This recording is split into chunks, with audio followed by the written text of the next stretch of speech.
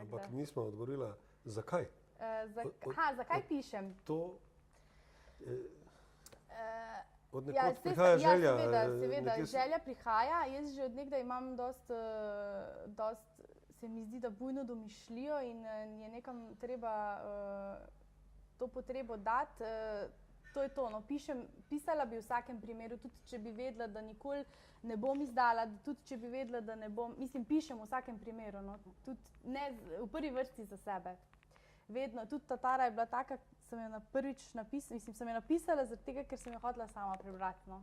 Velikokrat se to zgodi in tudi zdaj se dostikrat vračam k branju svojih zgodb, ko se mi zdi, grem, odprem in preberem kar tak naključno eno stran, kar ne vem, pač nekaj me vleče nazaj k tem zgodbam. Čeprav sem jih jaz napisala, pa bi nekdo mislil, saj pa to veš, ne, ampak se vseeno čisto lepo lahko vživim v bralca in se izgubim v zgodbi.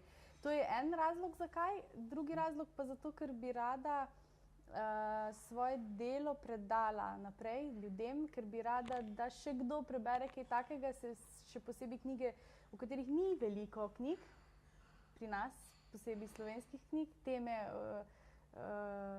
nove teme, tabu tematike.